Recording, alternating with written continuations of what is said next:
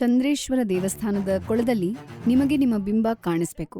ಕಾಣಿಸ್ಲಿಲ್ಲ ಅಂದ್ರೆ ಭೂಮಿಗೆ ವಿದಾಯ ಹೇಳ್ತಿದ್ದೀರಿ ಅಂತ. ಚಂದ್ರನ ಆವರ್ತ 27 ದಿನ ಮತ್ತು ಕೆಲವು ಗಂಟೆಗಳು. 3 ಆವರ್ತಗಳಲ್ಲಿ ನಿಮ್ಮ ದೇಹ ತನ್ನ ಕೊನೆ ತಲುಪಿದೆಯಾ ಇಲ್ವಾ ಅಂತ ತಿಳ್ಕೋಬಹುದು. ಕಾಶಿ ವಿಶ್ವನಾಥನ ಮಹತ್ವ ಏನು? ಸರಿಯಾದ ವಸ್ತುವಿನಿಂದ ಒಂದು ಅಂಡಾಕೃತಿಯನ್ನು ನಿರ್ಮಿಸಿದರೆ ದೀರ್ಘಕಾಲದವರೆಗೆ ಇರುತ್ತೆ. ನಿಜವಾದ ಕಾಶಿ 33 ಅಡಿ ಎತ್ತರದಲ್ಲಿದೆ. ಧ್ಯಾನಲಿಂಗನ ಪ್ರತಿಷ್ಠಾಪಿಸಿದಾಗ್ಲೂ ಅದು ಮೇಲಿದೆ ಯಾವಾಗ್ಲೂ. ಅದು ಶಿವನ ಆತ್ಮ. ಸ್ವರ್ಗಕ್ಕೆ ಹೋಗ್ತೀನಿ ಅಂದ್ಕೊಂಡು ಇಲ್ಲಿ ಬಂದ್ರೆ ತಪ್ಪಾದ ಜಾಗಕ್ಕೆ ಬರ್ತಿದ್ದೀರಿ. ನೀವು ಅದರ ಸುತ್ತ ಸಾಧನ ಮಾಡಬೇಕು. ನೀವು ಬೆಳೆಸ್ಕೋಬೇಕಿರೋ ಏಕೈಕ ಸಂಗತಿ ಗ್ರಹಿಕೆ.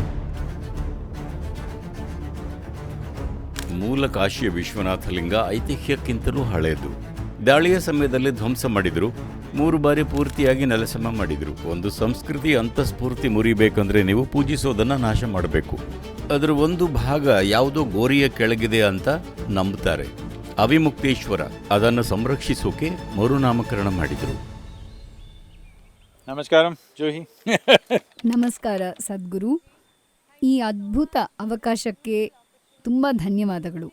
ಕಾಶಿಗೆ ನಿಮ್ಮ ಜೊತೆ ಭೇಟಿ ನೀಡಿ ಈ ಸ್ಥಳವನ್ನು ಇನ್ನಷ್ಟು ಆಳವಾದ ಗಹನವಾದ ದೃಷ್ಟಿಕೋನದಲ್ಲಿ ನೋಡ್ತಾ ಇದ್ದೀನಿ. ಸದ್ಗುರು, ನಾವು ಇವತ್ತು ಬೆಳಿಗ್ಗೆ ಒಂದು ಸುಂದರವಾದ ದೇವಸ್ಥಾನಕ್ಕೆ ಹೋಗಿದ್ವಿ. ಚಂದ್ರೇಶ್ವರ ದೇವಸ್ಥಾನ. ಅಲ್ಲಿ ಒಂದು ಕೊಳ ಇದೆ. ಮತ್ತೆ ಹಬ್ಬಗಳಲ್ಲಿ, ಶುಭ ದಿನಗಳಲ್ಲಿ ಅಲ್ಲಿನ ನೀರು ಕುಡಿಯೋದು ನಮಗೆ ತುಂಬಾನೇ ಒಳ್ಳೆಯದು ಅಂತ ಹೇಳ್ತಾರೆ.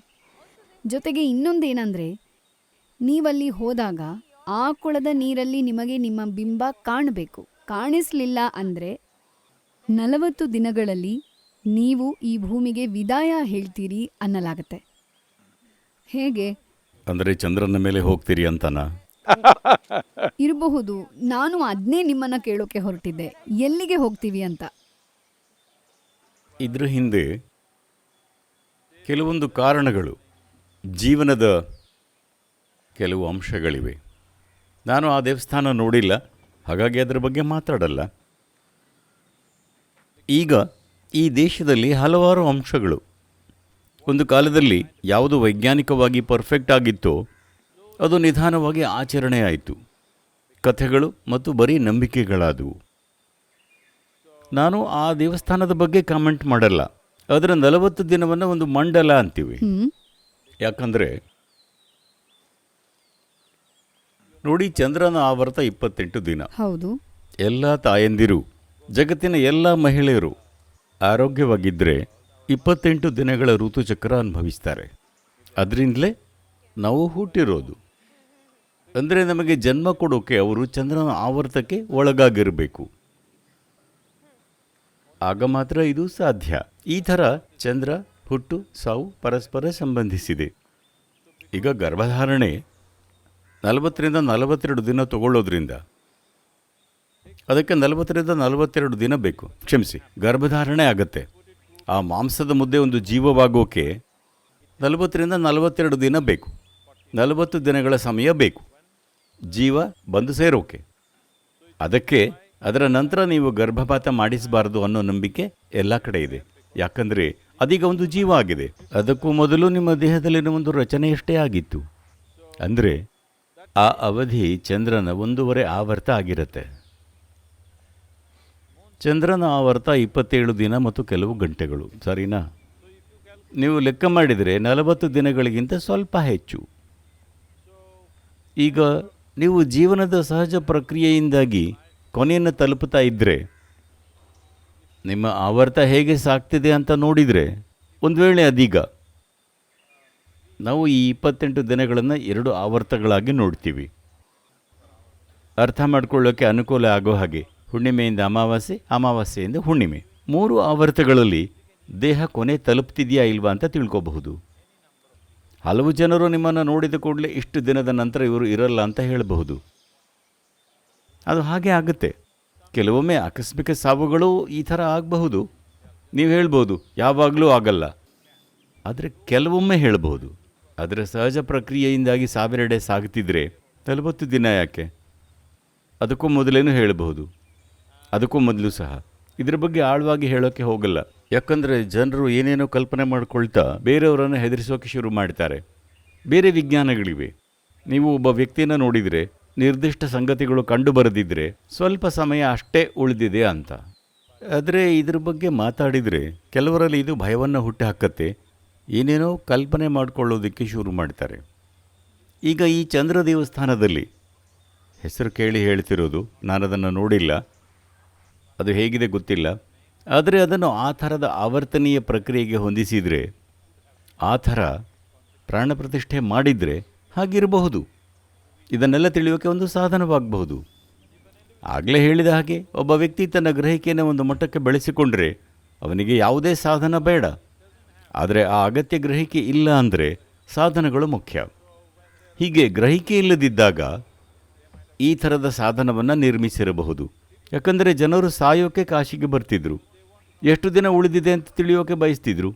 ಬಹುಶಃ ಅದು ತುಂಬ ಉಪಯುಕ್ತ ಸಾಧನ ಆಗಿರಬಹುದು. ಒಂದು ಕಾಲದಲ್ಲಿ ಆ ಸಾಧನ ಬಹುಶಃ ನೆರವಾಗಿರಬಹುದು. ಹೌದು, ಅದೊಂದು ಕೊಳ. ಇವತ್ತಿಗೂ ಸಹ ನಾವಲ್ಲಿ ಹೋಗಿ ನೋಡಬಹುದು. ಅದೇ ಹೇಳ್ತಿರೋದು, ಆ ಕೊಳ ಅದನ್ನು ಮಾಡಲ್ಲ. ಯಾವ ಥರ ಪ್ರತಿಷ್ಠಾಪಿಸಿದ್ದಾರೆ ಅನ್ನೋದು ಮಾಡಬಹುದು. ಹಾಗೆ ಮಾಡಿದ್ದಾರೋ ಇಲ್ವೋ ಗೊತ್ತಿಲ್ಲ, ಆದರೆ ಅದು ಸಾಧ್ಯ. ಒಂದು ವೇಳೆ ಹಾಗಿದ್ದರೆ ಅದು ನಿಜಕ್ಕೂ ಉಪಯುಕ್ತ ಸಾಧನ. ಯಾಕಂದರೆ ಜನರು ವಯಸ್ಸಾಗಿರೋ ತಮ್ಮ ಸಂಬಂಧಿಕರನ್ನು ಇಲ್ಲಿಗೆ ಕರ್ಕೊಂಡು ಬಂದಿರ್ತಾರೆ. ಎಷ್ಟು ದಿನ ಬದುಕಿರ್ತಾರೆ ಅಂತ ಗೊತ್ತಿರಲ್ಲ. 3 ತಿಂಗಳು, 6 ತಿಂಗಳು, 40 ದಿನನೂ ಗೊತ್ತಿರಲ್ಲ. ಹಾಗಾಗಿ ಒಂದು ಆವರ್ತದಲ್ಲೊಮ್ಮೆ ಹುಣ್ಣಿಮೆಗೋ ಅಮಾವಾಸ್ಯೆಗೋ ಭೇಟಿ ಕೊಟ್ಟರೆ ಇನ್ನೆಷ್ಟು ದಿನ ಇದೆ ಅಂತ ನಿಮಗೆ ಗೊತ್ತಾಗುತ್ತೆ. ಯಾಕಂದರೆ ಹಲವು ಸಂಗತಿಗಳನ್ನು ಪ್ಲ್ಯಾನ್ ಮಾಡಬೇಕಿರುತ್ತೆ. ದೀರ್ಘ ಪ್ರಯಾಣ ಮಾಡಬೇಕಿದ್ರೆ ಒಂದಿಷ್ಟು ಪ್ಲ್ಯಾನಿಂಗ್ ಬೇಕು. ಸದ್ಗುರು, ಕಾಶಿಗೆ ನಾವು ಬರ್ತೀವಾ ಅಥವಾ ಕಾಶಿ ನಮ್ಮನ್ನ ಕರೆಸ್ಕೊಳ್ಳುತ್ತಾ? ಕಾಶಿ ಒಂದು ಆಹ್ವಾನ. ನೀವು ಬರ್ತೀರೋ ಇಲ್ವೋ ಅದು ನಿಮಗೆ ಬಿಟ್ಟಿದ್ದು. ಎಲ್ಲ ಪ್ರಾಣ ಪ್ರತಿಷ್ಠಿತ ಸ್ಥಳಗಳು ಆ ಆಯಾಮವನ್ನು ಬಯಸ್ತಿರೋರಿಗೆ ಒಂದು ಆಹ್ವಾನ.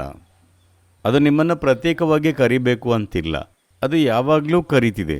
ಬರ್ತೀರೋ ಇಲ್ವೋ ನಿಮಗೆ ಬಿಟ್ಟಿದ್ದು.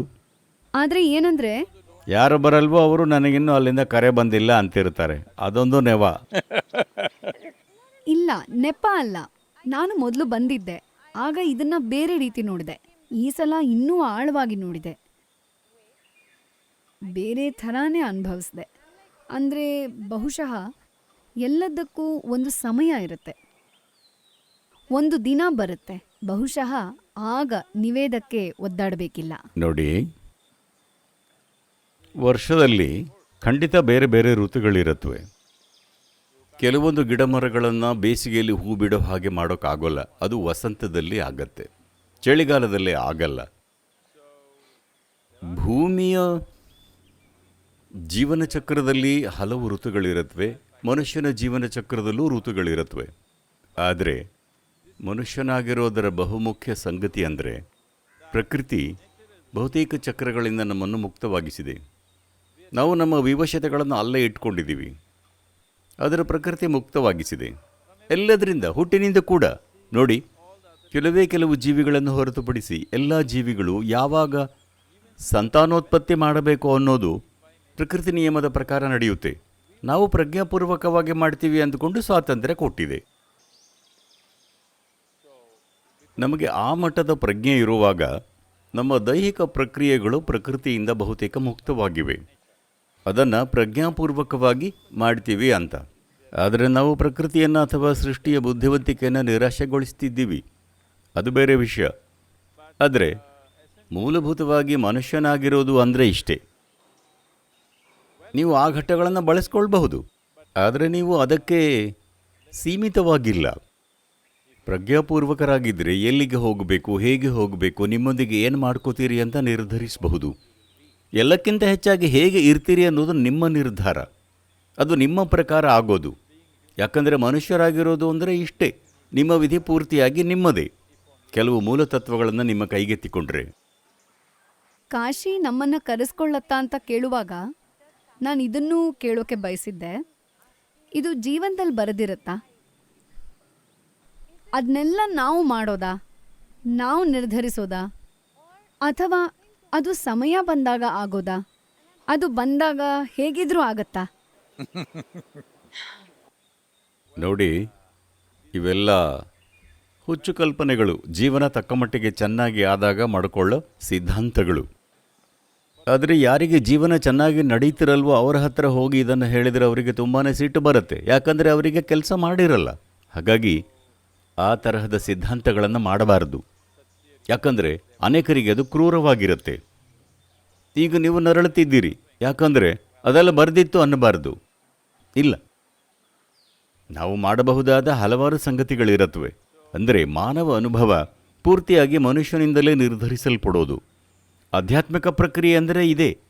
ಪ್ರವೃತ್ತಿಗಳಿಂದ, ಆವರ್ತಗಳಿಂದ ನಡೀತಾ ಇದ್ದದ್ದನ್ನು ಕೈಗೆತ್ತಿಕೊಂಡು ಬಯಸಿದಲ್ಲಿಗೆ ಕೊಂಡೊಯ್ತೀರಿ.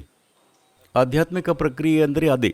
ನಾನು ಮುಕ್ತಿ ಪಡೀಬೇಕು ಅಂದಾಗ ಪ್ರಕೃತಿಯ ನಿಯಮದ ಅನುಸಾರ ಸಾಗಲ್ಲ, ನಾನು ಬಯಸಿದಲ್ಲಿ ಹೋಗಬೇಕು ಅಂತಿದ್ದೀರಿ. ನೋಡಿ, ಈಗ ನದಿ ಈ ದಿಕ್ಕಲ್ಲಿ ಹರಿತಿದೆ, ನೀವು ನೀರಿಗೆ ಹಾರಿದರೆ ಈ ಕಡೆ ಹೋಗ್ತೀರಿ. ಆದರೆ ಈಗ ಮೋಟರ್ ಬೋಟ್ ಮಾಡಿ ವಿರುದ್ಧ ದಿಕ್ಕಲ್ಲೂ ಹೋಗಬಹುದು ಅಲ್ವಾ? ಸಾವಿರಾರು ವರ್ಷಗಳವರೆಗೆ ನದಿ ಉಕ್ಕಿ ಹರಿತಿದ್ರೆ ಈ ದಿಕ್ಕಲ್ಲೇ ಹೋಗಬೇಕು ಅಂದ್ಕೊಂಡಿದ್ರಿ. ಆದರೆ ಈಗ ಹೀಗೂ ಹೋಗ್ಬೋದು. ಮನುಷ್ಯ ಅಂದರೆ ಅದೇ. ಸದ್ಗುರು, ಈಗ ವಾರಣಾಸಿಯ ಒಂದು ಬಹುಮುಖ್ಯ ಸ್ಥಳ ಅಂದರೆ ಕಾಶಿ ವಿಶ್ವನಾಥ. ಕಾಶಿ ವಿಶ್ವನಾಥ ದೇವಸ್ಥಾನ, ಲಿಂಗ, ಅಲ್ಲಿ ಆ ಆವರಣದೊಳಗೆ ಹಲವಾರು ಲಿಂಗಗಳಿವೆ. ಅದರ ಮಹತ್ವ ಏನು ಅಂತ ಹೇಳ್ತೀರಾ? ಏನಿರಬಹುದು?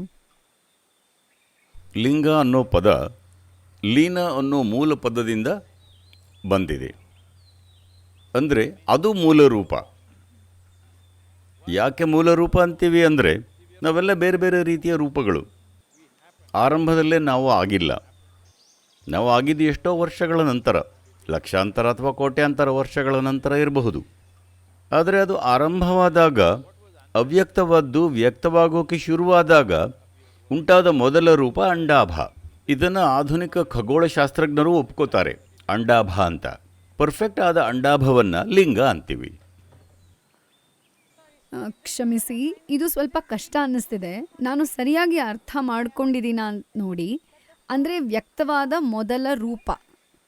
ನೋಡಿ, ಎಲ್ಲನೂ ಅವ್ಯಕ್ತವಾಗಿದ್ದಾಗ, ಭೌತಿಕವಾಗಿ ಏನೂ ವ್ಯಕ್ತವಾಗಿಲ್ಲದೆ ಇದ್ದಾಗ, ವ್ಯಕ್ತವಾಗೋಕೆ ಶುರುವಾದಾಗ ಕಾಣಿಸಿಕೊಂಡ ಮೊದಲ ಶಕ್ತಿ ರೂಪ ಅಂಡಾಭ ರೂಪದಲ್ಲಿ ವ್ಯಕ್ತವಾಯಿತು. ಅಂಡಾಭ 3 ಆಯಾಮಗಳಿರೋ ಅಂಡಾಕೃತಿ, ಅಂಡಾಕಾರದ ವೃತ್ತ. ಅಂಡಾಕಾರದ ವೃತ್ತ ಅಂದರೆ ಒಂದು ಕಡೆಯ ಬಿಂದುವಿನಲ್ಲಿ ಯಾವುದು ತ್ರಿಜ್ಯನೋ ಇನ್ನೊಂದು ಕಡೆಯಲ್ಲಿ ಅದು ವ್ಯಾಸ. ಸರಳವಾಗಿ ಹೇಳಬೇಕಂದ್ರೆ ಒಂದು ಬಿಂದುವಿನಿಂದ ಇದು ತ್ರಿಜ್ಯ, ರೇಡಿಯಸ್, ಇನ್ನೊಂದರಿಂದ ಅದೇ ವ್ಯಾಸ, ಡಯಾಮೀಟರ್. ಅದು ಪರ್ಫೆಕ್ಟ್ ಅಂಡಾಕೃತಿ. ಈ ಅಂಡಾಕೃತಿ 3 ಆಯಾಮಗಳದ್ದಾದರೆ ಅದು ಅಂಡಾಭ. ಆ ರೂಪ ಕಾಣಿಸ್ಕೊಳ್ತು. ನೈಸರ್ಗಿಕ ಬಲಗಳು ಹೇಗಿರುತ್ತೆ ಅಂದರೆ, ನೀವು ನಿರ್ದಿಷ್ಟ ಬಲವನ್ನು ಉಂಟು ಮಾಡಿದರೆ ಒಂದು ಅಂಡಾಕೃತಿ ಉಂಟಾಗುತ್ತೆ. ಈಗಲೂ ಭೂಮಿ ಸೂರ್ಯನ ಸುತ್ತ ಅಂಡಾಕಾರವಾಗಿ ಸುತ್ತುತ್ತಾ ಇದೆ. ಪಥ. ಚಂದ್ರಯಾನಕ್ಕೆ ಹೋದರೆ ಅದು ಅಂಡಾಕಾರದ ಪಥದಲ್ಲಿ ಹೋಗುತ್ತೆ, ವೃತ್ತಾಕಾರದಲ್ಲ. ಯಾಕಂದರೆ ಅದು ನಮ್ಮ ಅಸ್ತಿತ್ವದ ಸ್ವರೂಪ. Okay. Now this, because I've just... ಸರಿ, ನಾನು ಭೂಮಿ ದುಂಡಗಿದೆ, ಎಲ್ಲಾನು ದುಂಡಾಗಿದೆ ಅನ್ನೋದು ತಲೆಯಲ್ಲಿದ್ದರಿಂದ ಅಂಡಾಕಾರದಲ್ಲಿ ಸಾಗುತ್ತೆ, ಅದು ಅಂಡಾಕಾರದಲ್ಲಿದೆ ಅಂತ ಹೊಳಿಲಿಲ್ಲ. ಅಸ್ತಿತ್ವ ನಡೆಯೋ ರೀತಿ ಅದು. ಭೌತಿಕ ರೂಪ ನೆಲೆಗೊಳ್ಳೋಕೆ ಶುರುವಾದಾಗ ಸಹಜವಾಗಿ ಅದು ಅಂಡಾಭವಾಗುತ್ತೆ. ಹಾಗಾಗಿ ಅಂಡಾಕೃತಿಯನ್ನು ಗುರುತಿಸಿ ಅಥವಾ ಸರಿಯಾಗಿ ಅಂಡಾಕೃತಿಯನ್ನು ಮಾಡಿ ಶಕ್ತಿ ತುಂಬಿದರೆ ಅದು ದೀರ್ಘಕಾಲದವರೆಗೆ ಇರುತ್ತೆ. ಈಗ ನಾನು ಈ ಮರದ ತುಂಡಿಗೆ ಶಕ್ತಿ ತುಂಬಬಹುದು, ಸದ್ಯ ಅದ್ಭುತ ಅನ್ನಿಸಬಹುದು, ಆದರೆ ಸ್ವಲ್ಪ ಸಮಯ ಆದಮೇಲೆ ಹಿಡಿದಿಟ್ಟುಕೊಳ್ಳಲ್ಲ. ಆದರೆ ಸರಿಯಾದ ಪದಾರ್ಥದಿಂದ ಅಂಡಾಕೃತಿಯನ್ನು ನಿರ್ಮಿಸಿದರೆ ಆಗೋದು ದೀರ್ಘಕಾಲದವರೆಗೆ ಇರುತ್ತೆ. ಲಿಂಗದ ಹಿಂದಿರುವ ವಿಜ್ಞಾನ ಇದೆ. ಈಗ ಕಾಶಿ ವಿಶ್ವನಾಥ, ಅದಕ್ಕೆ ಮತ್ತೆ ಬರೋದಾದ್ರೆ ನೋಡಿ, ಕಾಶಿ ವಿಶ್ವನಾಥ ಲಿಂಗ ಮೂಲಲಿಂಗ ಹೇಗಿತ್ತು ಗೊತ್ತಿಲ್ಲ. ದಾಳಿಯ ಸಮಯದಲ್ಲಿ ಅದನ್ನು ನಾಶ ಮಾಡಲಾಯಿತು. ಅದೆಲ್ಲಿದೆ ನಮಗೆ ಗೊತ್ತಿಲ್ಲ. ಅದರ ಒಂದು ತುಂಡು ಯಾವುದೋ ಗೋರಿಯ ಕೆಳಗಿದೆ ಅಂತ ಜನರು ನಂಬ್ತಾರೆ. ಹಾಗಾಗಿ ಪ್ರತಿ ಮಹಾಶಿವರಾತ್ರಿ ಜನರು ಹೋಗಿ ಅದಕ್ಕೆ ಹೂವನ್ನು ಹಾಕಿ ಬರ್ತಾರೆ. ಆ 3 ಗೋರಿಯ ಅಡಿಯಲ್ಲಿ ಒಂದು ತುಂಡಿದೆ ಅಂತ ನಂಬಿದ್ದಾರೆ. ಇದು ತೀರಾ ಇತ್ತೀಚಿನದ್ದು. ಬಹುಶಃ ನಾನು ಇತಿಹಾಸಕಾರ ಅಲ್ಲ. ನನ್ನ ಅಂದಾಜು ಸರಿಯಾಗಿದ್ದರೆ ಬಹುಶಃ 1600ರಲ್ಲಿ ಮಧ್ಯಪ್ರದೇಶದ ಅಹಲ್ಯಾಬಾಯಿ ಹೋಳ್ಕರ್ ಅವರು ಲಿಂಗವನ್ನು ತಂದರು. ಅದು ತಕ್ಕ ಮಟ್ಟಿಗೆ ಅಂಡಾಕಾರದಲ್ಲಿದ್ದ ಒಂದು ಸ್ವಾಭಾವಿಕ ಕಲ್ಲು. ಆ ಕಲ್ಲು ಒಂದು ಮಟ್ಟದ ಕಂಪನವನ್ನು ಹೊಂದಿದೆ ಅಂತ ಗೊತ್ತಾದಾಗ ಒಂದು ಪ್ರಾಣ ಪ್ರತಿಷ್ಠೆ ಮಾಡಿದರು. ಅದನ್ನೇ ನೀವೀಗ ವಿಶ್ವನಾಥನನ್ನಾಗಿ ನೋಡ್ತಿದ್ದೀರಿ. ನೋಡಿ, ಇದೇನೆಂದರೆ ಮನುಷ್ಯನಲ್ಲಿರೋ ಭಕ್ತಿ ಕೆಲವು ಸಂಗತಿಗಳನ್ನು ಆಗೋ ಹಾಗೆ ಮಾಡುತ್ತೆ. ಯಾಕಂದರೆ ಭಕ್ತಿ ನಿಮ್ಮ ಪ್ರಜ್ಞೆಯನ್ನು ಒಂದೆಡೆ ಕೇಂದ್ರೀಕೃತವಾಗೋ ಹಾಗೆ ಮಾಡುತ್ತೆ. ಅದರಿಂದಾಗಿ ಅಲ್ಲೊಂದು ಶಕ್ತಿ ಇದೆ. ನಿನ್ನೆ ನೀವು ಆರತಿಯನ್ನು ನೋಡಿದ್ರಿ. ಅವರೇನು ಮಾಡ್ತಿದ್ರು ಅದು ಅತ್ಯಂತ ಶಕ್ತಿಯುತವಾಯಿತು. ಯಾಕಂದರೆ ಅವರು ಅದರಲ್ಲಿ ಸೇರಿಸಿದ ಭಕ್ತಿ ಮತ್ತು ತನ್ಮಯತೆಯಿಂದಾಗಿ. ಇದಷ್ಟೇ ಅಲ್ಲದೆ ಇದರ ಹಿಂದೆ ಒಂದು ವಿಜ್ಞಾನ ಇದೆ. ಹೇಗೆ ಮಾಡೋದು ಅಂತ, ಯಾವ ಥರದ ವಸ್ತು ಬಳಸಬೇಕು, ಹೇಗೆ ಮಾಡಬೇಕು ಅನ್ನೋದಕ್ಕೆ ಒಂದು ಇಡೀ ವ್ಯವಸ್ಥೆ ಇದೆ. ಇದು ಬಹುಶಃ 5-6 ಶತಮಾನಗಳ ಹಿಂದಿನದ್ದಷ್ಟೇ. ಯಾವುದನ್ನು ವಿಶ್ವನಾಥ ಅಂತ ನೋಡ್ತಿದ್ದೀರೋ ಅದು ಮೂಲ ವಿಶ್ವನಾಥ ಎಷ್ಟು ಹಿಂದಿನದ್ದು ಯಾರಿಗೂ ಗೊತ್ತಿಲ್ಲ. ಅದು ಪ್ರಾಚೀನ, ಜಗತ್ತಿನಲ್ಲಿ ಎಲ್ಲಕ್ಕಿಂತ ಪುರಾತನವಾದ್ದು ಅಂತಾರೆ. ಜಗತ್ತಲ್ಲಿ ನಿರ್ಮಿತವಾದ ಮೊದಲ ನಗರ ಅನ್ಸತ್ತೆ ವಾರಣಾಸಿ. ಕಾಶಿ ವಿಶ್ವನಾಥ ಯಾವಾಗ್ಲೂ ಇದರ ಕೇಂದ್ರವಾಗಿತ್ತಾ? ಹೌದು, ಇದು ಅವಿಮುಕ್ತೇಶ್ವರ ಅಂತ ಆಗಿರ್ಬೇಕಿತ್ತು. ಇದನ್ನು ದಾಳಿಕೋರರಿಂದ ಕಾಪಾಡೋಕ್ಕಾಗಿ ಹೆಸರು ಬದಲಾಯಿಸಿದರು ಅಂತಾರೆ. ನನಗೆ ಸರಿಯಾಗಿ ಗೊತ್ತಿಲ್ಲ. ಕೆಲವು ಇತಿಹಾಸಕಾರರು ತಮ್ಮ ಪುಸ್ತಕದಲ್ಲಿ ಹಾಗೆ ಹೇಳ್ತಿದ್ದಾರೆ. ಕಳೆದ 6-7 ಶತಮಾನಗಳಲ್ಲಿ ಸುಮಾರು 3 ಸಲ ಅದನ್ನು ಸಂಪೂರ್ಣವಾಗಿ ಧ್ವಂಸ ಮಾಡಲಾಯಿತು. ಅದನ್ನು ಮತ್ತೆ ಮತ್ತೆ ಕಟ್ಟಿದ್ರು. ಆದರೆ ಈಗ ಅದರ ಮೂಲ ಸ್ಥಳದಲ್ಲಿ ಅದನ್ನು ಕಟ್ಟೋಕ್ಕಾಗಲ್ಲ. ಅಲ್ಲಿ ಇನ್ನೊಂದು ಕಟ್ಟಡ ಇದೆ. ಹಾಗಾಗಿ ದೇವಸ್ಥಾನದ ಒಂದು ಬದಿಯಲ್ಲಿ ಈಗ ವಿಶ್ವನಾಥ ಇದೆ. ಇದು ದುರದೃಷ್ಟಕರ ವಾಸ್ತವ. ಆದ್ರೆ ಅವರು ಧ್ವಂಸ ಮಾಡಿದ್ದು ಲಿಂಗದ ಸುತ್ತ ಇದ್ದ ಕಟ್ಟಡವನ್ನ ಅಲ್ವಾ? ಇಲ್ಲ, ಎಲ್ಲಾನು ಮೊದಲು ಧ್ವಂಸ ಮಾಡೋದೇ ದೈವರೂಪನ. ನಿಮ್ಮ ಅಂತಸ್ಫೂರ್ತಿಗೆ ಘಾಸಿ ಮಾಡಬೇಕಂದ್ರೆ ಮೊದಲು, ನಿಮಗೆ ನಿಜಕ್ಕೂ ಘಾಸಿ ಮಾಡಬೇಕಂದ್ರೆ, ನಿಮ್ಮನ್ನು ಕುಗ್ಗಿಸಬೇಕಂದ್ರೆ ನಿಮ್ಮ ತಲೆ ಒಡಿಬೇಕಿಲ್ಲ. ನಿಮ್ಮ ಮಗುಗೆ ಹಾನಿ ಮಾಡ್ತಾರೆ, ನಿಮ್ಮ ಚೈತನ್ಯ ಕುಗ್ಗತ್ತೆ ಅಲ್ವಾ? ಒಂದು ಹೆಣ್ಣಾಗಿ ನಿಮ್ಮ ಶಕ್ತಿ ಕುಗ್ಗತ್ತೆ. ಒಂದು ಸಂಸ್ಕೃತಿಯ ಅಂತಸ್ಫೂರ್ತಿಯನ್ನು ಅಳಿಸಬೇಕಂದ್ರೆ ಯಾವುದನ್ನು ಪೂಜಿಸ್ತಾರೋ ಅದನ್ನು ಒಡಿಬೇಕು. ಹಾಗಿದ್ರೆ ಅದೇ ಒಂದು ರೀತಿಲಿ ಭಕ್ತಿ ಅನ್ನೋದು ಈಗಲೂ ಉಳ್ಕೊಂಡಿದೆ. ಅದನ್ನ ಇನ್ನೂ ನೋಡಬಹುದು. ಆದರೆ ಅದು ಅಲ್ಲಿನ ಶಕ್ತಿಯ ಮೇಲೂ ಪರಿಣಾಮ ಬೀರುತ್ತಾ? ಖಂಡಿತ ಬೀರುತ್ತೆ. ನಾನು ಆಗಲೇ ಹೇಳಿದ ಹಾಗೆ ಈ ಭೌತಿಕ ರಚನೆ ಬರೀ ಆಧಾರ ಅಷ್ಟೇ. ನಿಜವಾದ ಕಾಶಿ 33 ಅಡಿ ಮೇಲಿದೆ. ಆದರೆ ಅದು ಪೂರ್ತಿ ಅಖಂಡವಾಗಿದೆಯಾ? ಇಲ್ಲ. ಆದರೆ ಇನ್ನೂ ಅಸಾಮಾನ್ಯವಾಗಿದೆಯಾ? ಹೌದು. ಕ್ಷಮಿಸಿ, ಏನ್ ಹಾಗಂದ್ರೆ 33 ಅಡಿ ಎತ್ತರದಲ್ಲ? ಈ ಥರ ಕಲ್ಪಿಸ್ಕೊಳ್ಳಿ, ನೀವು 72,000 ಕೋಣೆಗಳಿರೋ ಮನೆ ಕಟ್ಟಿದ್ರಿ. ನಾನು ಬಂದು 20,000 ಕೋಣೆಗಳನ್ನು ನಾಶ ಮಾಡಿದೆ. ನಿಮ್ಮ ಹತ್ರ ಇನ್ನೂ 52,000 ಕೋಣೆಗಳಿವೆ. ಒಂದೇ ಕೋಣೆಯಲ್ಲಿ ಇರೋವನಿಗೆ 52,000 ಕೋಣೆ ಇರೋ ಮನೆ ದೊಡ್ಡ ಅರಮನೆ ಹಾಗೇನೆ. ಇದು ಹಾಗೆ. ಇಲ್ಲ ಇಲ್ಲ, ನೀವು ಆಗ್ಲೇ ಹೇಳಿದ್ರಿ ಇದು ನೆಲದಿಂದ 33 ಅಡಿ ಎತ್ತರದಲ್ಲಿದೆ ಅಂತ. ಯಾವ ನೆಲ? ಈ ನೆಲ? ಕಾಶಿ? ಇಲ್ಲ. ಪ್ರಾಣ ಪ್ರತಿಷ್ಠೆ ಮಾಡಿದಾಗ, ಧ್ಯಾನಲಿಂಗವನ್ನು ಪ್ರಾಣ ಪ್ರತಿಷ್ಠೆ ಮಾಡಿದಾಗಲೂ ಅದು ಅಲ್ಲಿರಲ್ಲ. ಅದು ಯಾವಾಗಲೂ ಮೇಲಿರುತ್ತೆ. ನಾವು ನಿರ್ಮಿಸೋ ಭೌತಿಕ ರಚನೆ ಅದರ ಆಧಾರಕ್ಕೆ. ಶಕ್ತಿ ಮೇಲಿರುತ್ತಾ? ಸ್ವಲ್ಪ ಮೇಲೆ, ಯಾವಾಗಲೂ. ನನಗೆ ಇಲ್ಲಿ ತನಕ ಗೊತ್ತಿರಲಿಲ್ಲ. ನೀವು ಹೇಳಿದ್ರಿ ಅನ್ಸುತ್ತೆ. ಆದರೆ ನಿಮಗೆ ಗೊತ್ತಿಲ್ವೇನೋ, ಧ್ಯಾನಲಿಂಗದಲ್ಲಿನ ಗುಮ್ಮಟದ ಎತ್ತರ 33 ಅಡಿ. ಅಂದ್ರೆ ಅದೂ ಸಹ? ಹೌದು. ಅದರ ಹಿಂದೆ ಸಾಕಷ್ಟು ಶಿಲ್ಪಶಾಸ್ತ್ರ ಮತ್ತು ಗಣಿತ ಇದೆ. ಇರಿ ಇರಿ, ನಾನು ನನ್ನ ಪ್ರಶ್ನೆಯನ್ನ ಪೂರ್ತಿ ಮಾಡ್ತೀನಿ. ಅಂದ್ರೆ ವಾರಣಾಸಿಯನ್ನ ಮನಸ್ಸಲ್ಲಿ ಇಟ್ಕೊಂಡು ಈ ಆಶ್ರಮವನ್ನ ಕಟ್ಟಿದ್ದ? ಇಲ್ಲ ಇಲ್ಲ, ಆ ಟೈಮಲ್ಲಿ ನಾನು ವಾರಣಾಸಿಗೆ ಭೇಟಿನೂ ಕೊಟ್ಟಿರಲಿಲ್ಲ. ಆದರೆ ಉದ್ದೇಶ ಒಂದೇನಾ? ಖಂಡಿತ. ಯಾವಾಗಲೂ ಉದ್ದೇಶ ಒಂದೇ, ಒಂದು ಆಧ್ಯಾತ್ಮಿಕ ಸಾಧನವನ್ನು ನೀಡೋದು. ಆದರೆ ಧ್ಯಾನಲಿಂಗ ಆಧ್ಯಾತ್ಮಿಕ ನಿಟ್ಟಿನಲ್ಲಿ ಇರೋದರಿಂದ ಅದು ಬೇರೆ ಆಯಾಮಗಳಿಗೆ ಹೆಚ್ಚು ಸ್ಪಂದಿಸಲ್ಲ. ಅದಕ್ಕೆ ನಾವು ಲಿಂಗಭೈರವಿಯನ್ನು ನಿರ್ಮಿಸಿದ್ವಿ. ಲೌಕಿಕ ಒಳಿತನ್ನು ಬಯಸೋರು ಅಲ್ಲಿಗೆ ಹೋಗ್ತಾರೆ. ಧ್ಯಾನಲಿಂಗದ ನಂತರ ಹಲವು ವರ್ಷಗಳ ನಂತರ ಭೈರವಿ ಪ್ರಾಣ ಪ್ರತಿಷ್ಠೆ ಮಾಡಿದರೂ ನಾನು ಹೇಳಿದೆ ಅವಳು ಧ್ಯಾನಲಿಂಗಕ್ಕಿಂತ ಹೆಚ್ಚು ಪ್ರಸಿದ್ಧಳಾಗಬಹುದು ಅಂತ. ಈಗ ಅವಳು ತುಂಬಾ ಪ್ರಸಿದ್ಧಿ ಪಡೀತಿದ್ದಾಳೆ. ಹಾಗಾಗಿ ವರ್ಷದಲ್ಲಿ 11 ದಿನ ಅದನ್ನು ಮುಚ್ಚುತ್ತಿದ್ದೀವಿ. ತುಂಬ ಪ್ರಸಿದ್ಧಳಾದರೆ ತಿಂಗಳಿಗೆ 3 ದಿನ ಮುಚ್ಚಬಹುದು. ಇನ್ನೂ ಪ್ರಸಿದ್ಧಳಾದರೆ ತಿಂಗಳಿಗೆ 14 ದಿನ ಮುಚ್ಚಬಹುದು.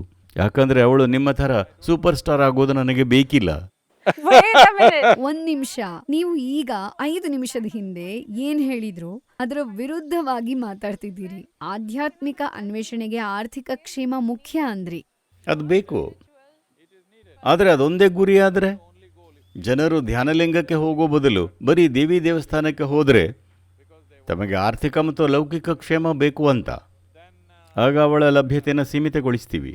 ಧ್ಯಾನಲಿಂಗ 365 ದಿನನೂ ತೆರೆದಿರುತ್ತೆ ಯಾವಾಗಲೂ. ಇದು ಭೇದ ಭಾವ. ಆಯ್ಕೆ ಮಾಡೋ ನನ್ನ ಸ್ವಾತಂತ್ರ್ಯನ ನೀವು ಕಸಿದುಕೊಳ್ತಿದ್ದೀರಿ. ನಾವು ಯೋಗ ಕೇಂದ್ರನ ಕಟ್ಟಿದ್ದು ಆಧ್ಯಾತ್ಮಿಕತೆಗಾಗಿ. ಜನರಿಗೆ ಲೌಕಿಕ ಅಗತ್ಯಗಳಿರೋದ್ರಿಂದ ಅದಕ್ಕೆ ಒಂದು ಕೌಂಟರ್ ಇಟ್ಟಿದ್ದೀವಿ. Because people have ಆದರೆ ಅವರು ಬರೀ ಆ ಕೌಂಟರ್ಗೆ ಮಾತ್ರ ಹೋದರೆ ಆಗ ಕೌಂಟರ್ನ ಮುಚ್ತೀವಿ. ನೋಡಿ, ನೀವು ಆಶ್ರಮಕ್ಕೆ ಬಂದರೆ ಧ್ಯಾನ ಮಾಡಬೇಕು, ಜೊತೆಗೆ ಭಿಕ್ಷಾ ಹಾಲ್ಗೆ ಬಂದು ಊಟ ಮಾಡಬೇಕು. ನೀವು ದಿನಪೂರ್ತಿ ಅಲ್ಲೇ ಕೂತ್ರೆ ಅದನ್ನು ಮುಚ್ತೀವಿ. ಸರಿ, ನೀವೇ ಬಾಸ್. ವಾದ ಮಾಡೋಕ್ಕಾಗಲ್ಲ. ಇಲ್ಲ, ಅದನ್ನ ಒಂದು ವಿಶೇಷ ಉದ್ದೇಶಕ್ಕೆ ಕಟ್ಟಿದ್ದು. ಹೌದು, ನೀವೇ ಕಟ್ಟಿದ್ದು. ನೀವಂದ್ರಿ ಇದ್ನೂ ತಗೊಳ್ಳಿ, ಅದ್ನೂ ತಗೊಳ್ಳಿ. ಗೋಡಂಬಿ ಇದೆ, ದ್ರಾಕ್ಷಿ ಇದೆ, ಖರ್ಜೂರ ಇದೆ. ಇಲ್ಲ, ಎರಡೂ ತಿನ್ನೋದೇ. ನೀವು ಆ ಉದಾಹರಣೆ ಕೊಡ್ತಿದ್ದೀರಿ. ನಾನು ಹೇಳಿದ್ದು ನೀವು ಮುಕ್ತಿಯನ್ನು ಹೊಂದಬಹುದು, ಜೊತೆಗೆ ಲೌಕಿಕವನ್ನು ನಿಭಾಯಿಸಬಹುದು ಅಂತ. ಲೌಕಿಕ ಒಳಿತಿಗೆ ಯಾಕೆ ಸಾಧನೆಗಳನ್ನು ಕೊಡ್ತಿದ್ದೀನಿ ಅಂದರೆ, ಲೌಕಿಕ ಒಳಿತಿದ್ರೆ ಆಧ್ಯಾತ್ಮಿಕ ಪ್ರಕ್ರಿಯೆಗೆ ನಿಮಗೆ ಸಮಯ ಇರತ್ತೆ ಅಂತ ನಾನು ನಂಬಿರೋದ್ರಿಂದ. ಈಗ ದಿನನಿತ್ಯದ ಲೌಕಿಕ ಒಳಿತಿಗೆ ಒದ್ದಾಡ್ತಾ ಇದ್ರೆ ಧ್ಯಾನ ಮಾಡಿ ಅಂತ ಹೇಗೆ ಹೇಳಲಿ? ನೀವು ಯಾವಾಗಲೂ ಟೈಮ್ ಇಲ್ಲ ಅಂತೀರಿ. ಅದಕ್ಕೆ ದೇವಿ ನಿಮಗೆ ಸ್ವಲ್ಪ ಸಮಯ ಕೊಡ್ತಾಳೆ ಅಂದ್ಕೊಂಡೆ. ಆದರೆ ನೀವು ಅದರಲ್ಲೇ ಮುಳುಗಿ ಹೋದರೆ ಬರೀ ಅದೇ ಬೇಕಂದ್ರೆ, ಅದಕ್ಕೆ ಈಗಾಗಲೇ ನಾವು ವರ್ಷಕ್ಕೆ 11 ದಿನ ಮುಚ್ಚುತ್ತಿದ್ದೀವಿ. ಸರಿ, ಯಾಕಂದ್ರೆ ತುಂಬ ಪ್ರಸಿದ್ಧಳಾಗ್ತಿದ್ದಾಳೆ. ನನ್ನ ಗುರಿಯ ಬಗ್ಗೆ ತುಂಬ ಸ್ಪಷ್ಟವಾಗಿದ್ದೀನಿ. Yes, we can see that. ಯಾಕಂದ್ರೆ ಇಡೀ ಜಗತ್ತನ್ನು ನೀವು ನೋಡಿದರೆ, ಜಗತ್ತಿನಲ್ಲಿ ಎಲ್ಲ ಕಡೆ ಯಾವುದೋ ಒಂದು ಜಾಗ ಅಂತಲ್ಲ, ಜಗತ್ತಲ್ಲಿ ಪ್ರಾರ್ಥಿಸೋದು ಏನನ್ನ? ದೇವರೇ ಅದು ಕೊಡು, ಇದು ಕೊಡು, ಕಾಪಾಡು, ರಕ್ಷಿಸು. ನಿಮಗಿದು ಅಧ್ಯಾತ್ಮದ ಥರ ಅನ್ಸತ್ತಾ? ಅಥವಾ ಉಳಿವಿನ ಹೊಣೆನ ಅವನ ಮೇಲೆ ಹಾಕ್ತಿರೋದಾ? ಆಧ್ಯಾತ್ಮಕ್ಕೆ ಹೋಗೋ ಸಾಧನೆಗಳೇ ಇವೆಲ್ಲ. ನೀವ್ ಹೇಳಿದ ಹಾಗೆ ಇದೊಂದಾದ್ರೆ ಆಮೇಲೆ ಅದನ್ನ ಮಾಡಬಹುದು ನಾನು ಅಂತ. ಹೇಳ್ತಿರೋದು, ಜೀವನೋಪಾಯ ನೋಡ್ಕೊಳ್ಳೋಕ್ಕೆ ನಿಮ್ಮ ಕೈ ಕಾಲು ಕೆಲಸ ಮಾಡ್ತಿರ್ಬೇಕು, ಬ್ರೈನ್ ಸ್ವಲ್ಪ ಕೆಲಸ ಮಾಡಬೇಕು, ಜೀವನೋಪಾಯ ಆಗತ್ತೆ. ಅದು ದೊಡ್ಡ ವಿಷಯ ಅಲ್ಲ. ಸಮಸ್ಯೆ ಏನಂದರೆ, ನೀವು ಇನ್ಯಾರದ್ದೋ ಥರ ಬದುಕೋಕೆ ನೋಡ್ತೀರಿ, ಆಗ ಅದು ಸಮಸ್ಯೆ. ಈ ಸಮಸ್ಯೆ ಮುಗಿಯೋದೇ ಇಲ್ಲ. ಯಾರೋ ನಿಮಗಿಂತ ಯಾವಾಗಲೂ ಉತ್ತಮವಾಗಿ ಬದುಕ್ತಿರ್ತಾರೆ. ಆದ್ರೆ ಈ ಸುಳಿಯಿಂದ ಹೊರಗೆ ಬರೋದು ಹೇಗೆ ಸದ್ಗುರು? ಟಿವಿಲಿ ಕಾರ್ ತಗೊಳ್ಳಿ, ಮನೆ ತಗೊಳ್ಳಿ ಅಂತಾರೆ, ಸಾಲ ತಗೊಂಡು ಇನ್ನೂ ದೊಡ್ಡ ಮನೆ ತಗೊಳ್ಳಿ ಅಂತಾರೆ, ಚೆನ್ನಾಗಿ ಬದುಕಿ, ಇಂಥ ಬಟ್ಟೆ ಹಾಕಿ ಅಂತೆಲ್ಲ. ನಮ್ಮನ್ನ ಪ್ರಭಾವಿಸೋಕೆ ನೋಡ್ತಿರೋ ಇವುಗಳಿಂದ ದೂರ ಇರೋಕೆ ತುಂಬಾನೇ ಪ್ರಯತ್ನ ಬೇಕು. ಆದರೆ ಟಿವಿ ಆನ್ ಮಾಡಿದ್ದು ನೀವೇ. Oh, sorry. ನಿಜ, ನಾನು ಅದನ್ನೇ ಮಾಡಿದ್ದೆ. ನೋಡಿ, ಅವರು ಅವರಿಗೇನು ಬೇಕೋ ಅದನ್ನು ಮಾಡ್ತಿದ್ದಾರೆ. ನೀವು ನಿಮಗೆ ಬೇಕಾದ್ದನ್ನು ಮಾಡೋದು ಮುಖ್ಯ ಅಲ್ವಾ? ಇಲ್ಲ, ಇದ್ನ ಮಾಡಿ ಅಂತ ನನಗೆ ಅವರು ಹೇಳ್ತಿದ್ದಾರೆ. ಮಾರೋಕೆ ನೋಡ್ತಿದ್ದಾರೆ, ನಿಮಗೇನು ಹೇಳ್ತಾ ಇಲ್ಲ, ಮಾರ್ತಿದ್ದಾರೆ. ಕೊಂಡ್ಕೊಳ್ಳಿ ಅಂತ. ಅಂದರೆ ನೀವೇನು ಮಾಡಬೇಕು ಅಂತ ನೀವು ನಿರ್ಧರಿಸಬೇಕು ಅಲ್ವಾ? ನೋಡಿ, ದೇವಿ ಮತ್ತು ಧ್ಯಾನಲಿಂಗದ ವಿಷಯ ಬಂದಾಗ ನನ್ನ ಆಯ್ಕೆ ಅದು ಅಂದ್ರಿ. ಹಾಗಿದ್ರೆ ಇಲ್ಲಿ ಯಾಕೆ ಮಾಡ್ತಿಲ್ಲ? ಸರಿ, ನಾನು ಬೇರೆ ಏನಾದರೂ ಹೇಳ್ತೀನಿ. ಇದು ಸರಿ ಇಲ್ಲ. ಈಗ ಆಧ್ಯಾತ್ಮಿಕ ಹಾದಿ ಸುಲಭವಾಗಿ ಇರಬೇಕಿತ್ತು. ನೀವದನ್ನ ನಮಗೆ ಸುಲಭ ಮಾಡಬೇಕು. ನೋಡಿ, ಎಷ್ಟು ಸುಲಭವಾದ ವಿಧಾನ ಕೊಟ್ಟಿದ್ದೀನಿ ಅಂದ್ರಿ. ಇದು ವಿಶ್ವದಲ್ಲೇ ಅತ್ಯಂತ ಸರಳವಾದದ್ದು. ಇದೆಲ್ಲ ತುಂಬಾ ಕಷ್ಟ. ನನಗೆ ವಾರಣಾಸಿನೂ ಅರ್ಥ ಆಗ್ತಿಲ್ಲ. ಇದು ವಿಶ್ವದಲ್ಲೇ ಅತ್ಯಂತ ಸರಳವಾದದ್ದು. ನೀವು ಇದಕ್ಕೆ ಕಾಶಿಗೆ ಹೋಗಬೇಕಿಲ್ಲ. ಸುಮ್ಮನೆ ಕೂತು ಏನೂ ಮಾಡಲಿಲ್ಲ ಅಂದರೆ ನೀವು ಆಧ್ಯಾತ್ಮಿಕರು. ಆದರೆ ನೀವು ಕೂತು ಮನಸ್ಸಲ್ಲಿ ಶಾಪಿಂಗ್ ಮಾಡ್ತಿದ್ದೀರಿ. ಅಮೆಝಾನ್, ಫ್ಲಿಪ್ಕಾರ್ಟ್ನಲ್ಲಿ ಇಲ್ಲದೇ ಇದ್ದರೂ ನಿಮ್ಮೊಳಗೆ ಯೋಚನೆ ಮಾಡ್ತಿರ್ತೀರಿ. ನೀವಿಲ್ಲಿ ಸುಮ್ಮನೆ ಕೂತು ಏನೂ ಮಾಡದೇ ಇರೋದಕ್ಕಿಂತ ಸರಳವಾದ್ದೇನಾದರೂ ಇದೆಯಾ? ಅದು ಸರಿ, ಆದ್ರೆ ಇದಕ್ಕೆ ಉತ್ತರ ಹೇಳಿ. ಹಾಗಲ್ಲ. ಏನೂ ಮಾಡದೇ ಇರೋದಕ್ಕಿಂತ ಸರಳವಾದ್ದೇನಾದರೂ ಇದೆಯಾ? ಆದ್ರೆ ನನಗೆ ನಾಳೆ ಊಟ ಸಿಗುತ್ತೋ ಇಲ್ವೋ ಅಂತ ಗೊತ್ತಿರಲ್ವಲ್ಲ. ಆ, ನಾನು ಬರೀ ನನ್ ಬಗ್ಗೆ ಹೇಳ್ತಿಲ್ಲ, ನನಗೆ ಯಾರಾದ್ರೂ ಸಹಾಯ ಮಾಡಬಹುದು. ಆದ್ರೆ ಇನ್ಯಾರಿಗೂ ಆ ಥರ ಸುಮ್ನೆ ಕೂರೋಕ್ಕಾಗಲ್ಲ. ಹೊಟ್ಟೆಪಾಡಿನ ಗತಿ ಏನು ಅಂತೆಲ್ಲ ಅನ್ಸತ್ತೆ. ಅದಕ್ಕೆ ಹೇಳಿದ್ದು ಯಾರಿಗೆ ಹೊಟ್ಟೆಪಾಡಿನ ಬಗ್ಗೆ ಯೋಚನೆ ಇದೆಯೋ, ನಾನಷ್ಟು ಕ್ರೂರಿ ಅಲ್ಲ. ಕೂತು ಧ್ಯಾನ ಮಾಡಿ ಮುಕ್ತಿಯನ್ನು ಬಯಸಿ ಅಂತಿಲ್ಲ, ಇಲ್ಲ. ಅದಕ್ಕೆ ಸಮಾಜ ಕಲ್ಯಾಣ ಯೋಜನೆಗಳು. ಇಲ್ಲದಿದ್ದರೆ ನಾನು ಯಾಕೆ ಇದಕ್ಕೆಲ್ಲ ಕೈ ಹಾಕ್ತಿದ್ದೆ? ನಾನು ಇದರಲ್ಲಿ ತೊಡಗಿರೋದು ಯಾಕಂದರೆ ಇನ್ನೂ ಸಾಕಷ್ಟು ಜನರಿಗೆ ಆಹಾರ, ಶಿಕ್ಷಣ, ಆರೋಗ್ಯ ಸಿಗ್ತಾ ಇಲ್ಲ. ಅದಕ್ಕೆ ಶಾಲೆ, ಆಸ್ಪತ್ರೆ, ಅದು ಇದು ಅಂತೆಲ್ಲ ಮಾಡ್ತಿದ್ದೀವಿ. ನನಗಿದನ್ನೆಲ್ಲ ಮಾಡೋ ಉದ್ದೇಶ ಇಲ್ಲ. ಇವನ್ನೆಲ್ಲ ಖಾಸಗಿ ಏಜೆನ್ಸಿ ಅಥವಾ ಸರ್ಕಾರಿ ಏಜೆನ್ಸಿಗಳು ಮಾಡಿದ್ದಿದ್ರೆ ನಾನು ಶಾಲೆ, ಆಸ್ಪತ್ರೆ ಎಲ್ಲ ಮಾಡ್ತಿರಲಿಲ್ಲ. ಅದು ನನ್ನ ತುಡಿತ ಅಲ್ಲ. ನಂದೇನೆಂದರೆ ಒಬ್ಬ ವ್ಯಕ್ತಿ ಬೆಳವಣಿಗೆನ ಹೊಂದೋ ಹಾಗೆ ಹೇಗೆ ಮಾಡೋದು ಅಂತ. ಅವರಿಗೆ ಮೂಲ ಸೌಕರ್ಯನೇ ಇಲ್ಲದಿದ್ದಾಗ ಇದನ್ನು ಹೇಳೋದು ಹೇಗೆ? ಅದಕ್ಕೆ ನಾವೀಗ ಅದನ್ನು ಒದಗಿಸೋಕೆ ನೋಡ್ತಿರೋದು. ಅದು ನನ್ನ ಕೆಲಸ ಅಲ್ಲ, ಆದರೆ ಮಾಡ್ತಿದ್ದೀನಿ. ಅದ್ರ ಬಗ್ಗೆ ಕೇಳಬೇಕು ಅನ್ಕೊಳ್ತಿದ್ದೆ. ಕೆಲವು ನಿರ್ದಿಷ್ಟ ರಾಜ್ಯಗಳ ಜನರಿಗೆ ಕುಡಿಯೋ ನೀರು ಸಿಗೋ ಹಾಗೆ ನೋಡ್ಕೊಳ್ಳೋದನ್ನು ಮಾಡಬೇಕು. ನಿಜ. ಅದು ನನ್ನ ಕೆಲಸನ ಅಲ್ಲ. ಎಲ್ಲರೂ ಕೇಳ್ತಿರ್ತಾರೆ, ಸದ್ಗುರು ನೀವ್ಯಾಕೆ ಇದ್ರ ಬಗ್ಗೆ ತಲೆ ಕೆಡಿಸ್ಕೋತೀರಿ ಅಂತ. ಅವರಿಗೆ ಕುಡಿಯೋಕೆ ನೀರಿಲ್ಲದಿದ್ರೆ ಕೂತ್ಕೊಂಡು ಧ್ಯಾನ ಮಾಡಿ ಅಂತ ಹೇಗೆ ಹೇಳಲಿ ಅಂದೆ. ಅದು ನಿಜ. ನಾನು ಮತ್ತೆ ಅದೇ ಪ್ರಶ್ನೆಗೆ ಬರ್ತೀನಿ. ಈಗ ಒಂದು ಜಾಗದಲ್ಲಿ ನೀವು ಸುಮ್ನೆ ಕೂರ್ಬಹುದು, ಆದ್ರೆ ಅಂದ್ಕೊಂಡ ತಕ್ಷಣ ನಿಮ್ಗೆ ಹಾಗೆ ಕೂರಕ್ಕಾಗತ್ತಾ? ನನಗಾಗತ್ತೆ. ಇಲ್ಲ ಇಲ್ಲ, ಆದ್ರೆ ಅಷ್ಟೆಲ್ಲ ಕೆಲಸಗಳು ಇದೆಯಲ್ಲ. ಕೆಲಸ ನನ್ನ ಆಯ್ಕೆ ಅಷ್ಟೇ. ಕೆಲಸ ಮಾಡಲೇಬೇಕು ಅನ್ನೋ ವಿವಶತೆ ಇಲ್ಲ. ಆ ಥರ ಏನಿಲ್ಲ. ಅದನ್ನು ಮಾಡೋದು ನನ್ನ ಕರ್ತವ್ಯ ಅನ್ನೋ ಥರ ನೋಡಲ್ಲ. ಇದನ್ನು ಮಾಡಲೇಬೇಕು ಅಂತ ನೋಡಲ್ಲ. ಅದು ನನ್ನ ಆಯ್ಕೆ ಅಷ್ಟೇ. ನಮಗದನ್ನು ಮಾಡೋ ಸಾಮರ್ಥ್ಯ ಇರೋದ್ರಿಂದ ಮಾಡೋಣ ಅಂತ. ಸರಿ. ಸದ್ಗುರು, ಈಗ ನಾನು ಅಲ್ಲಿ ಒಂದು ಕಿಟಕಿಲಿ ಒಬ್ಬ ಮಹಿಳೆ ತನ್ನ ಅಡುಗೆ ಮನೆಯಲ್ಲಿ ಕೆಲಸ ಮಾಡ್ತಾ ಇರೋದನ್ನ ನೋಡ್ತಿದ್ದೀನಿ. ಒಂದು ಸರಳ ಜೀವನ ನಡೆಸ್ತಾ ಇದ್ದಾಳೆ. ಆಕೆ ಗಂಗೆಯ ದಡದಲ್ಲಿ ವಾಸ ಮಾಡ್ತಾ ಇದ್ದಾಳೆ. ನಾನು ಸಾವಿರಾರು ಮೈಲಿ ದೂರದಿಂದ ಇದನ್ನ ನೋಡೋಕೆ, ಅನುಭವಿಸೋಕೆ ಅಂತ ಬಂದಿದ್ದೀನಿ. ಆದ್ರೆ ಅವಳಿಗೆ ಅದಿಲ್ಲೇ ಇದೆ, ಇನ್ನೊಂದ್ ಥರದಲ್ಲಿ. ಬಹುಶಃ ಅವಳು ನಾನು ಉಳ್ಕೊಂಡಿರೋ ಹೋಟೆಲ್ ಕಡೆ ನೋಡಿ ಮುಂಬೈಗೆ ಹೋಗೋಕೆ ಬಯಸ್ತಿರಬಹುದು. ನಿಜ, ಹಾಗೆ ಬಯಸ್ತಿರಬಹುದು. ಅವಳು ಶ್ರೀಮಂತಳಾಗಿ, ಪ್ರಸಿದ್ಧಳಾಗಿ ಒಂದು ವೃತ್ತಿ ಹೊಂದೋಕೆ ಬಯಸ್ತಿರಬಹುದು. ಮಕ್ಕಳನ್ನ ದೊಡ್ಡ ಶಾಲೆಗೆ ಕಳಿಸೋಕೆ ಬಯಸ್ತಿರಬಹುದು. ನಾನು ಅವಳ ಕಡೆ ನೋಡಿ ಎಂಥ ಜಾಗ, ಎಂಥ ಸೌಭಾಗ್ಯ ಅಂತ ಅನ್ಕೊಳ್ತಿರ್ತೀನಿ. ಅವಳು ಇನ್ನೊಂದು ಥರದಲ್ಲಿ ಯೋಚಿಸ್ತಿರಬಹುದು. ನಾನು ಆಗಲೇ ಹೇಳಿದ ಹಾಗೆ ಜೀವನದಲ್ಲಿನ ಸೂಕ್ಷ್ಮ ವಿಷಯಗಳು, ಮುಖ್ಯವಾಗಿ ಮುಕ್ತಿ ಪ್ರಸ್ತುತವಾಗೋದು ಜೀವನೋಪಾಯ ಒಂದು ಮಟ್ಟಕ್ಕೆ ಚೆನ್ನಾಗಿ ಆದಾಗ. ಜನರು ಯಾವಾಗಲೂ ಕೇಳ್ತಿರ್ತಾರೆ, ಸದ್ಗುರು ನಮ್ಮ ದೇಶದಲ್ಲಿ ಅಧ್ಯಾತ್ಮದ ಪುನಶ್ಚೈತನ್ಯ ಹೇಗೆ ಅಂತ. ನಾನು ಹೇಳ್ತೀನಿ, ಆರ್ಥಿಕ ಪ್ರಗತಿ, ಆರ್ಥಿಕ ಪ್ರಗತಿ, ಆರ್ಥಿಕ ಪ್ರಗತಿ. ಯಾಕಂದರೆ ವ್ಯಾಪಕವಾದ ಆರ್ಥಿಕ ಪ್ರಗತಿ, ಆರ್ಥಿಕ ಒಳಿತಿನ ಅಗತ್ಯ ಇದೆ. ಆಗ ಮಾತ್ರ ಆಧ್ಯಾತ್ಮಿಕ ಪ್ರಕ್ರಿಯೆ ವರ್ಧಿಸುತ್ತೆ. ಅದಕ್ಕೆ ಈ ನೆಲ ಇಂಥ ಆಧ್ಯಾತ್ಮಿಕ ಕ್ಷೇತ್ರವಾಗಿದ್ದು. ಯಾಕಂದರೆ ಸಾವಿರಾರು ವರ್ಷಗಳವರೆಗೆ ಆರ್ಥಿಕ ಅಭಿವೃದ್ಧಿ ಇತ್ತು. ಆಗ ಜನರು ಇದನ್ನು ಮೀರಿದ್ದನ್ನು ನೋಡಬಹುದಿತ್ತು. ನಿಮಗೆ ಹೊಟ್ಟೆ ಹಸಿದಿದ್ದಾಗ ನಿಮಗೆ ಸೂಕ್ಷ್ಮ ಆಯಾಮಗಳು ಬೇಕಾಗಲ್ಲ. ಹೊಟ್ಟೆ ತುಂಬಿದ್ರೆ ಸಾಕಾಗಿರುತ್ತೆ. ಹಾಗಾಗಿ ಇದು ಮುಖ್ಯ. ನಾವು ವ್ಯಾಪಕವಾದ ಆರ್ಥಿಕ ಒಳಿತನ ತರಲಿಲ್ಲ ಅಂದರೆ ಆಧ್ಯಾತ್ಮಿಕ ಪ್ರಕ್ರಿಯೆ ಉಳಿಯಲ್ಲ. ಅದು ಬರೀ ಪುಸ್ತಕದಲ್ಲಿರುತ್ತೆ. ಅಧ್ಯಾತ್ಮ ಸಕ್ರಿಯವಾಗೋದು ಜೀವನೋಪಾಯ ಚೆನ್ನಾಗಿ ಆದಾಗ ಮಾತ್ರ. ನೀವಿದ್ನ ಹೇಳಿದ್ದಕ್ಕೆ ಕೇಳ್ತಿದ್ದೀನಿ. ನಮ್ಮ ದೇಶದಲ್ಲಿ ಅಷ್ಟೇನು ಹಣ, ಸಂಪತ್ತು ಇಲ್ಲದವರು ಸಹ ಸಂತೋಷವಾಗಿರೋದನ್ನ ನಾವು ನೋಡ್ತಿರ್ತೀವಿ. ಯಾಕಂದ್ರೆ ಈ ಸಂಸ್ಕೃತಿ ಹಾಗಿದೆ. ನಮ್ಮಲ್ಲಿನ ಈ ಸಂಸ್ಕೃತಿನೇ ಹಾಗಿದೆ. ಹಾಗಂತ ಅಲ್ಲೇ ನಿಲ್ಲೋಕ್ಕಾಗಲ್ಲ. ಜನರನ್ನು ಯಾವಾಗಲೂ ಬಡವರನ್ನಾಗೆ ಇಟ್ಟು ಸಂಸ್ಕೃತಿ ನೋಡ್ಕೊಳ್ಳುತ್ತೆ ಅಂದ್ಕೊಂಡ್ರೆ ಇಲ್ಲ. ನಿಧಾನವಾಗಿ ಸಂಸ್ಕೃತಿ ನಾಶ ಆಗ್ತಿದೆ. ನೀವದನ್ನು ನೋಡಬಹುದು, ಎಲ್ಲ ಕಡೆ ನೋಡಬಹುದು. ಸಂಸ್ಕೃತಿ ನಿಧಾನವಾಗಿ ಅಳಿದು ಹೋಗ್ತಿದೆ. ಯಾಕಂದರೆ ಜೀವಂತ ಆಧ್ಯಾತ್ಮಿಕ ಪ್ರಕ್ರಿಯೆ ಇಲ್ಲ. ಬರೀ ಹಿಂದಾಗಿದ್ದ ಆಧ್ಯಾತ್ಮಿಕ ವಿಚಾರಗಳಿವೆ. ಆಧ್ಯಾತ್ಮಿಕ ಹಾದಿಯಲ್ಲಿರೋ ಅನೇಕ ಅದ್ಭುತ ಚೇತನಗಳಿದ್ದಾರೆ. ಅದಕ್ಕೆ ಇನ್ನೂ ಜೀವಂತ ಇದೆ. ಆದರೆ ಹಿಂದೆ ಈ ದೇಶದಲ್ಲಿ ಎಷ್ಟು ವ್ಯಾಪಕವಾಗಿ ಸಕ್ರಿಯವಾಗಿತ್ತೋ ಹಾಗಿಲ್ಲ.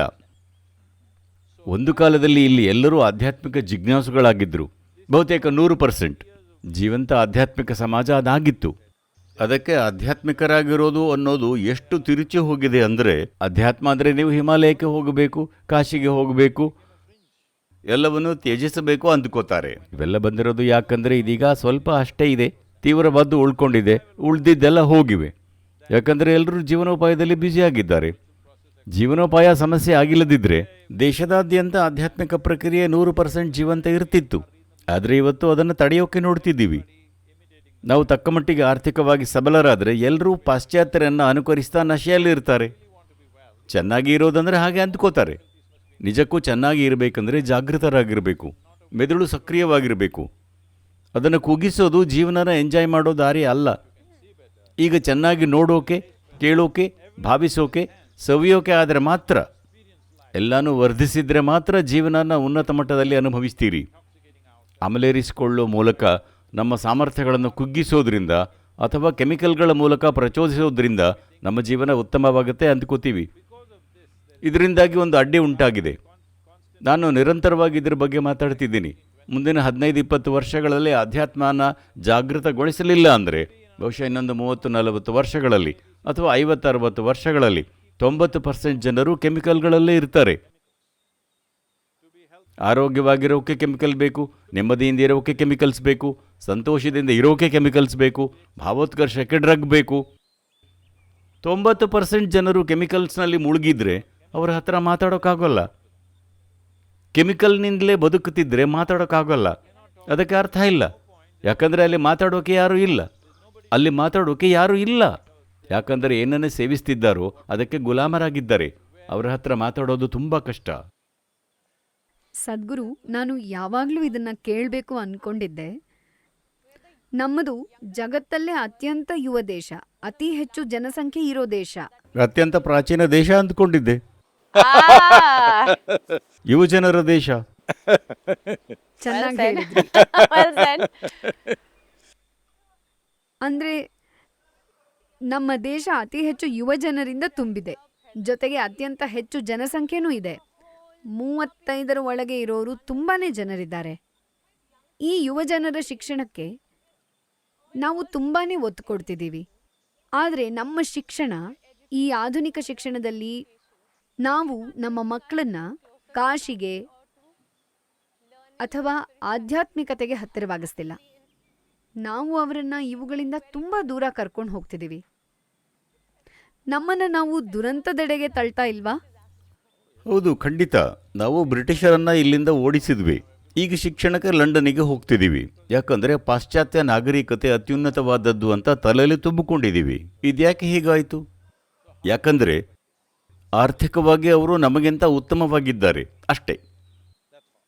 ಆದರೆ 250 ವರ್ಷಗಳ ಹಿಂದೆ ಅವರು ಬಂದಾಗ ನಾವು ಅವರಿಗಿಂತ ಉತ್ತಮವಾಗಿದ್ವಿ. ಅದನ್ನು ಮರ್ತಿದ್ದೀವಿ ಅಲ್ವಾ? ನೋಡಿ, ಮಹಾತ್ಮ ಗಾಂಧಿ, ಕೆಲವು ದಿನಗಳಲ್ಲಿ ಅವರ 150ನೇ ಜಯಂತಿ ಬರ್ತಿದೆ. ಮಹಾತ್ಮ ಗಾಂಧಿನ ಪಾಶ್ಚಾತ್ಯ ನಾಗರಿಕತೆ ಬಗ್ಗೆ ನಿಮ್ಮ ಅಭಿಪ್ರಾಯ ಏನು ಅಂತ ಕೇಳಿದಾಗ ಅವರು ಅದು ಒಳ್ಳೆ ವಿಚಾರ ಅಂದರು. ಹಾಗಿದ್ರೆ ಯಾವುದು ನಿಜ? ಇಲ್ಲ, ನಾವು ಆರ್ಥಿಕ ಸಮೃದ್ಧಿಯನ್ನ ಶ್ರೇಷ್ಠತೆ ಅಂತ ನೋಡ್ತಿದ್ದೀವಿ. ಅದು ತುಂಬ ತಪ್ಪು. It's a very wrong thing. ಈ ಸಂಸ್ಕೃತಿಯಲ್ಲಿ ತುಂಬ ಮಹತ್ವದ್ದು ಏನಂದರೆ, ನೋಡಿ, ಆ ಸಣ್ಣ ದೇವಸ್ಥಾನದಲ್ಲಿ ಕೂತಿರೋ ಜನರು, ಅವರು ನಿಮ್ಮ ಹಾಗೆ ಆಗೋಕೆ ಬಯಸ್ತಿಲ್ಲ. ಅದು ಬೇಕಿಲ್ಲ. ಯಾಕಂದರೆ ಇದನ್ನು ಶ್ರೇಷ್ಠ ಅಂತ ನೋಡಲ್ಲ. ಅದು ಬದುಕೋ ಒಂದು ರೀತಿ ಅಂದ್ಕೋತಾರೆ. ಅವರು ಸಂತೋಷವಾಗಿದ್ದಾರೆ. ಮಂತ್ರ ಹೇಳ್ತಾ, ಗಂಗೆಯಲ್ಲಿ ಮಿಂದೇಳ್ತಾ, ತಮ್ಮ ದೈವರೂಪದ ಜೊತೆಗೆ ಸಂತೋಷವಾಗಿದ್ದಾರೆ. ಯಾಕಂದರೆ ಆರ್ಥಿಕ ಒಳಿತೆ ಶ್ರೇಷ್ಠ ಅಂತ ಯೋಚಿಸಲ್ಲ. ಎಲ್ಲೋ ಒಂದು ಕಡೆ ನಾವು ಆರ್ಥಿಕ ಔನ್ನತ್ಯ, ಅದು ಬೇಕಿದ್ದರೆ ಅತಿ ಕ್ರೂರ ರೀತಿಯಲ್ಲೇ ಬಂದಿರಲಿ, ಯಾವಾಗಲೂ ಅಲ್ಲ. ಆದರೆ ಹಲವು ದೇಶಗಳು ಶ್ರೀಮಂತವಾಗಿದ್ದು ಬೇರೆ ದೇಶಗಳಿಗೆ ಘೋರ ಕೃತ್ಯಗಳನ್ನು ಮಾಡೋ ಮೂಲಕ, ಸರಿನಾ? Yes. ಈಗ ನೀವು ಅದನ್ನು ಶ್ರೇಷ್ಠತೆ ಅಂದುಕೊಂಡ್ರೆ ನಾವು ಆ ಕೃತ್ಯಗಳನ್ನೆಲ್ಲ ಕ್ಷಮಿಸಿದ ಹಾಗೆ. ಬೇರೆಯವರನ್ನು ಗುಲಾಮರನ್ನಾಗಿಸೋದು, ಬೇರೆ ದೇಶ ಸಂಸ್ಕೃತಿಗಳನ್ನು ನಾಶ ಮಾಡೋದು, ಈ ಕೃತ್ಯಗಳೆಲ್ಲ ಸರಿ ಅಂತಾಗಿಬಿಡುತ್ತೆ. ನೀವು ಆರ್ಥಿಕ ಸಮೃದ್ಧಿನೇ ಶ್ರೇಷ್ಠ ಅಂತ ಅಂದುಕೊಂಡು ಕೂಡಲೇ ಅದು ಶ್ರೇಷ್ಠ ಅಲ್ಲ. ಏನಂದರೆ ಅವರು ಹೆಚ್ಚು ಇಟ್ಕೊಂಡು ಕಮ್ಮಿ ಜೀವಿಸ್ತಿದ್ದಾರೆ. ನೀವು ಕಮ್ಮಿದರಲ್ಲೂ ಹೆಚ್ಚು ಜೀವಿಸಬಹುದು. ನೀವು ಹೇಳ್ತಾ ಇರೋದು ನನಗೆ ಚೆನ್ನಾಗಿ ಅರ್ಥ ಆಗ್ತದೆ. ಆದರೂ ಬ್ರಿಟಿಷರು 70 ವರ್ಷಗಳ ಹಿಂದೆನೇ ಹೋದ್ರು, ಆದರೆ ದಾಸ್ಯ ನಮ್ಮ ಮನಸ್ಸಿಂದ ಇನ್ನೂ ಹೋಗಿಲ್ಲ. ಹೌದು, ನಮ್ಮ ಶಿಕ್ಷಣ ಇನ್ನೂ ಅದನ್ನೇ ಕಲಿಸ್ತಿದೆ. ನೋಡಿ, ಇಲ್ಲಿ ಸುತ್ತಮುತ್ತ ಎಲ್ಲ ಕಾಶಿಲಿ ಸಾಕಷ್ಟು ಜನರಿದ್ದಾರೆ. ಆದರೆ ನೀವು ಯಾವುದೇ ಕಾನ್ಫರೆನ್ಸ್ಗಳಿಗೆ ಹೋಗಿ ಅಲ್ಲಿ ಭಾರತೀಯನ ಹಾಗೆ ಕಾಣೋದು ನಾನೊಬ್ಬನೇ. ನಾನು ವಿಚಿತ್ರ ಅಂದ್ಕೋತಾರೆ, ಯಾಕಂದರೆ ಅವರೆಲ್ಲ 40 ಡಿಗ್ರಿ ಸೆಂಟಿಗ್ರೇಡ್ನಲ್ಲಿ ಸೂಟು ಟೈ ಹಾಕ್ಕೊಂಡು ತಾವು ಸ್ಮಾರ್ಟ್ ಅಂದ್ಕೋತಾರೆ. When is this? ಅಂದ್ರೆ ಯಾವಾಗ ಇದೆಲ್ಲ ಬದಲಾಗೋದು? ಅದನ್ನು ಬದಲಾಯಿಸೋಕೆ ಪ್ರಯತ್ನಿಸ್ತಿದ್ದೀವಿ, ಅದನ್ನು ಬದಲಾಯಿಸೋಕೆ ನೋಡ್ತಿದ್ದೀವಿ. ಈಗ ಯುವಜನರನ್ನು ಒತ್ತಾಯ ಮಾಡೋಕ್ಕಾಗೋಲ್ಲ. ಅವರಿಗೆ ಇದನ್ನು ವಿವರಿಸಿ, ಈ ಹವಾಮಾನದಲ್ಲಿ ಯಾವುದನ್ನು ಹಾಕ್ಕೊಳ್ಳೋದು ಉತ್ತಮ. ಇವತ್ತಿನ ಪೀಳಿಗೆ ನಿಧಾನವಾಗಿ ಆ ಕಡೆ ಸಾಗ್ತಿದೆ. ಆದರೂ ಹಲವಾರು ಜನರು ಪಾಶ್ಚಾತ್ಯರಂತೆ ಇರೋದೇ ಆಧುನಿಕತೆ ಅಂದ್ಕೋತಾರೆ. ಅದು ಆಧುನಿಕತೆ ಅಲ್ಲ. ನಾವು ಅವರ ವಿರುದ್ಧ ಇಲ್ಲ. ನೀವು ಕೆಲವೊಂದು ಸಂಗತಿಗಳನ್ನು ಅನುಸರಿಸಬೇಕು ಅಂದ್ಕೋತೀರಿ. ಕೆಲವು ಬಟ್ಟೆಗಳು ಪರವಾಗಿಲ್ಲ, ಕೆಲವೊಂದು ಕಾರ್ಯನೀತಿಗಳು ಪರವಾಗಿಲ್ಲ. ಆದರೆ ಎಲ್ಲದನ್ನೂ ಒಂದೋ ಆ ಥರ ಅಥವಾ ಈ ಥರ ಮಾಡಬೇಕು ಅಂತಿಲ್ಲ. ನಾನು ಜಗತ್ತನ್ನು ಪೂರ್ವ ಪಶ್ಚಿಮ ಅಂತ ನೋಡಲ್ಲ. ನಮ್ಮ ಜೀವನನ ವಿವೇಚನೆಯಿಂದ ನಿಭಾಯಿಸ್ತಿದ್ದೀವಾ ಇಲ್ವಾ, ನನಗೆ ಮುಖ್ಯವಾಗೋದು ಇದಷ್ಟೇ. ನಾನು ಈ ಸಂಸ್ಕೃತಿ ಅಥವಾ ಆ ಸಂಸ್ಕೃತಿಗೆ ಅಂಟಿಕೊಂಡಿಲ್ಲ. ಆದರೆ ನಾವು ನಮ್ಮ ಜೀವನನ ಬುದ್ಧಿವಂತಿಕೆಯಿಂದ ನಿಭಾಯಿಸೋದು ತುಂಬ ಮುಖ್ಯ. ನಾನಿನ್ನೂ ಪ್ರಯತ್ನಿಸ್ತಿದ್ದೀನಿ. ಅದಕ್ಕೆ ತುಂಬಾನೇ ಶ್ರಮ ಬೇಕು. ಶುರುವಿನ 15-20 ವರ್ಷಗಳಲ್ಲಿ ನಮ್ಮ ಮೇಲೆ ಈ ರೀತಿಯ ಸಾಕಷ್ಟು ಪ್ರಭಾವಗಳು ಆಗಿರುತ್ತವೆ. ಆಮೇಲೆ ಗೊತ್ತಾಗುತ್ತೆ ಸತ್ಯ ಬೇರೆನೇ ಇದೆ ಅಂತ. ಆಮೇಲೆ ಬದಲಾಗೋಕೆ ನೋಡ್ತೀವಿ. ನನ್ನದು ಈಗಾಗಲೇ ಅರ್ಧ ಜೀವನ ಕಳೆದಿದೆ, ಇನ್ನೂ ಪ್ರಯತ್ನಿಸ್ತಾ ನೋಡಿ, ಇದ್ದೀನಿ. ಇಲ್ಲಿ ಮೂಲಭೂತ ಸಮಸ್ಯೆ ಅಂದರೆ ಪಾಶ್ಚಾತ್ಯ ಶಿಕ್ಷಣದ ರಚನೆ ಮತ್ತು ಸ್ವರೂಪ ಹೇಗಿದೆ ಅಂದರೆ, ಅವರು ನಿಮಗೆ ನೆನಪಿನ ಶಕ್ತಿನೇ ಬುದ್ಧಿವಂತಿಕೆಯಿಂದ ನಂಬಿಸಿದರು. ಇದು ಮೂಲಭೂತ ದೋಷ. ನೆನಪಿನ ಶಕ್ತಿ ಬುದ್ಧಿವಂತಿಕೆ ಅಂತ ನಂಬಿದ ಕೂಡಲೇ ನೆನಪಿನ ಶಕ್ತಿ ಬಳಸ್ತಾ ಅದೇ ಬುದ್ಧಿವಂತಿಕೆ ಅಂದ್ಕೋತೀರಿ. ಎಲ್ಲರೂ ಇದನ್ನೇ ಅನುಸರಿಸ್ತಿದ್ದಾರೆ. ನೆನಪು ಅಂದರೆ ಹಳೆಯ ಸಂಗತಿ, ನಿನ್ನೆಯ ಸಂಗತಿಗಳು, ಕಳೆದು ಹೋದದ್ದನ್ನು ನೆನಪಿಟ್ಕೊಂಡಿದ್ದೀರಿ. ನೆನಪಿಟ್ಕೊಳ್ಳೋದು ಒಳ್ಳೆಯದು, ಯಾಕಂದರೆ ಅವು ಮಾಹಿತಿ. ಆದರೆ ಅದು ಬುದ್ಧಿವಂತಿಕೆ ಅಲ್ಲ. ಮಾಹಿತಿ ಬುದ್ಧಿವಂತಿಕೆ ಅಲ್ಲ ಅಂತ ಹೇಳ್ತಿದ್ದೀನಿ. ಹೌದು. ಹಾಗಿದ್ರೆ ಸರಿಯಾದ ಶಿಕ್ಷಣ ಯಾವುದು? ಜೂಹಿ, ನಿಮಗೆ ಮೊಮ್ಮಕ್ಕಳೆಲ್ಲ ಇದ್ದಾರಾ ಹೇಗೆ? ನಾನು ಅವರಿಗಾಗಿ ಯೋಚಿಸ್ತಿದ್ದೀನಿ. ಮುಂದೊಂದು ದಿನ ಅವರಿಗೆ ಇದೆಲ್ಲ ಆಗಬಾರ್ದು ಅಂತ. ಇದನ್ನೇ ಕಲಿತು ಆಮೇಲೆ ಎಲ್ಲಾನು ಹೊಸತಾಗಿ ನೋಡೋ ಹಾಗಾಗಬಾರ್ದು. ಅದಕ್ಕಿಂತ ಮೊದಲಿಂದಲೇ ಸರಿಯಾದ್ದನ್ನ ಕೊಡೋದು ಒಳ್ಳೇದು ಅಂತ. ಹಾಗಾಗಿ ಮೊದಲು ನಾನು ಕಲಿಬೇಕು, ನಾನು ಅರ್ಥ ಮಾಡ್ಕೋಬೇಕು. ನೋಡಿ, ವಿಷಯ ಇಷ್ಟೇ. ನಾವು ಅದ್ಭುತ ಮನುಷ್ಯರಾಗಬೇಕಾ ಅಥವಾ ನಾವು ಅದ್ಭುತವಾದ ಇನ್ನೇನೋ ಆಗಬೇಕಾ? ಇದನ್ನು ಮೊದಲು ನಿರ್ಧರಿಸಬೇಕು. ನೀವು ಅದ್ಭುತ ಹುಲಿಯಾಗಬೇಕಾ? ಅಂದರೆ ನೀವು ಭಕ್ಷಕರಾಗಬೇಕಾ? ಇಲ್ಲ. ಹೋಗಿ ಕಸಿದುಕೊಳ್ಳೋ ಲೂಟಿಕೋರರಾಗಬೇಕಾ? ಯಾಕಂದರೆ ಸದ್ಯ ಎಲ್ಲ ಹಾಗೇ ಇದೆ. ಸ್ಪೋರ್ಟ್ಸ್ನಲ್ಲೂ ಒಳ್ಳೆ ಶಾಟ್ ಹೊಡೆದ್ರೆ ಹೀಗೆ ಮಾಡ್ತಾರೆ. ಯಾಕೆ? ಅದು ನೆರವಾಗಲ್ಲ. ಚೆನ್ನಾಗಿ ಆಡೋಕೆ ಅದೇನು ನೆರವಾಗಲ್ಲ. ಬಿಸ್ನೆಸ್ನಲ್ಲೂ ಹೀಗಂತಿದ್ದಾರೆ. ಯಾಕೆ? ಲೂಟಿಕೋರರಾಗೋದ್ರಿಂದ ಅತ್ಯುತ್ತಮರಾಗ್ತೀರಿ ಅಂದ್ಕೊಂಡಿದ್ದೀರಿ. ಇಲ್ಲ, ನೀವೊಬ್ಬ ಮನುಷ್ಯರಾಗಬೇಕು.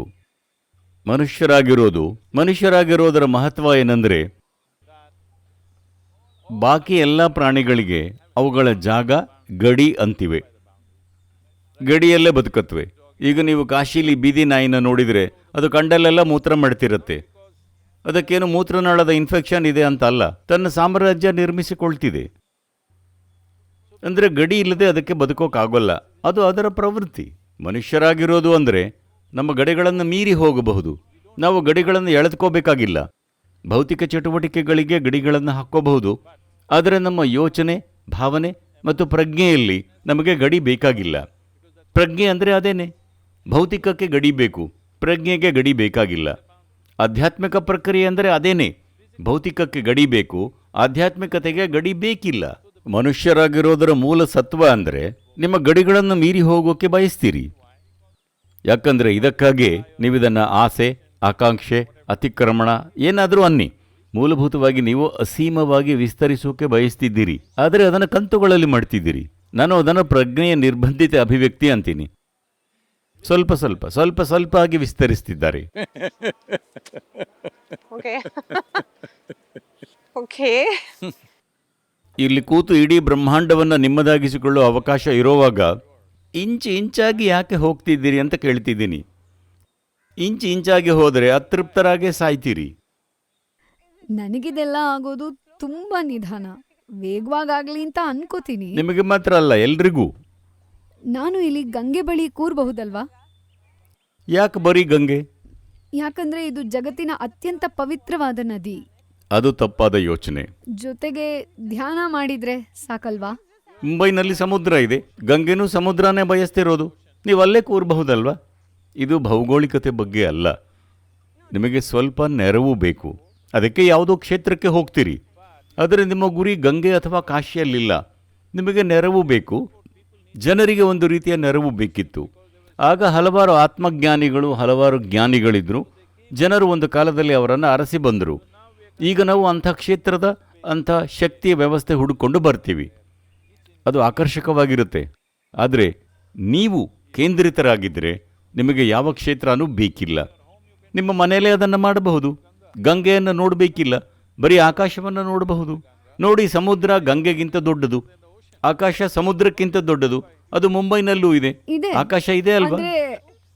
ಗೊತ್ತು, ಸುಮ್ಮನೆ ಕೇಳ್ತಿದ್ದೆ. ಗೊತ್ತಾಯ್ತು. ನಿಮ್ಮ ಹತ್ರ ಆಕಾಶ ಇದ್ರೆ ನಿಮಗೇನು ಬೇಕಿಲ್ಲ. ಅದು ಎಲ್ಲ ಕಡೆ ಎಲ್ಲರಿಗಾಗಿ ಇದೆ. ಅಂದ್ರೆ ಕಾಶಿ, ವಾರಣಾಸಿ ಇವೆಲ್ಲ ಬರೀ ಮಾರ್ಗಗಳು, ಸಾಧನಗಳು. ಅದನ್ನ ಹೇಗೆ ಬಳಸ್ಕೋಬೇಕು ಅಂತ ಗೊತ್ತಿರಬೇಕು. ಹೌದು, ಅದು ತುಂಬಾ ಮುಖ್ಯ. ಅದಕ್ಕೆ ನೀವಾಗ ಹೇಳಿದ್ದು, ಮೊದಲು ಬಂದಿದ್ರಿ ಆಗ ಬೇರೆ ಥರ ಅನ್ನಿಸ್ತು, ಈಗ ಬೇರೆ ಥರ ಅನುಭವ ಆಗ್ತಿದೆ ಅಂತ. ಅದನ್ನು ಹೇಗೆ ಬಳಸಬೇಕು ಅಂತ ಸ್ವಲ್ಪ ಹೆಚ್ಚು ಗೊತ್ತು ಈಗ. ಆದ್ರೆ ಇನ್ನೂ ಸಹ ಇಲ್ಲ, ನಿಮಗೆ ಎಲ್ಲನೂ ಗೊತ್ತಾ? ಇಲ್ಲ, ಅದು ತುಂಬಾ ಸಂಕೀರ್ಣ. ಯಾರಿಗೇ ಆಗಲಿ ತುಂಬಾ ಸಂಕೀರ್ಣ. ಇವತ್ತು ಬೆಳಿಗ್ಗೆ ಎದ್ದಾಗ ನಾನು ಇಲ್ಲಿ ಸುಮ್ಮನೆ ಕೂತು ಗಂಗೆ ಹರಿಯೋದನ್ನ ನೋಡೋಕ್ಕೆ ಬಯಸಿದ್ದೆ. ಬೆಳಿಗ್ಗೆ ಯೋಗ, ಧ್ಯಾನ ಎಲ್ಲ ಮಾಡಬೇಕಿತ್ತು, ಆದರೆ ನಾನು ಅದನ್ನ ಇನ್ನೊಂದು ದಿನ ಮಾಡಿದ್ರಾಯ್ತು. ಗಂಗೆ ಹರಿಯೋದನ್ನ ನೋಡೋದು ಮತ್ತೆ ಸಿಗಲ್ಲ. ಮುಂಬೈಗೆ ಹೋದ್ಮೇಲೆ ಎಲ್ಲ ಬದಲಾಗುತ್ತೆ ಅನ್ಕೊಂಡೆ. ನೋಡಿ, ನಿಮಗಿದು ಗಂಗೆ ಅಂತ ಗೊತ್ತಿರೋದು ಯಾರೋ ಹೇಳಿದ್ರಿಂದ ಅಲ್ವಾ? ಸರಿ. ಸುಮ್ಮನೆ ನದಿ ಹತ್ರ ಕರ್ಕೊಂಡು ಬಂದು ಈ ನದಿ ನೋಡು ಅಂದಿದ್ರೆ ಯಾಕೆ ನದಿನ ನೋಡಬೇಕು ಅಂತಿದ್ರಿ? ಈಗ ಇದು ನಿಮ್ಮ ಪರಂಪರೆ, ಇದು ನಿಮ್ಮ ಪವಿತ್ರ ನದಿ, ಇಲ್ಲಿ ಮುಕ್ತಿ ಸಿಗತ್ತೆ ಅಂತ ಹೇಳಿದ್ರಿಂದ ನಿಮಗೆ ಅದನ್ನು ನೋಡಬೇಕಿದೆ. ಇಲ್ಲ, ನಾನು ಹಾಗಲ್ಲ. ನಾನು ಏನನ್ನಾದರೂ ನೋಡೋಕೆ ಸಿದ್ಧ. ಏನನ್ನಾದರೂ ನೋಡ್ತಾ ಇಡೀ ಜೀವನ ಕಳಿಬಲ್ಲೆ.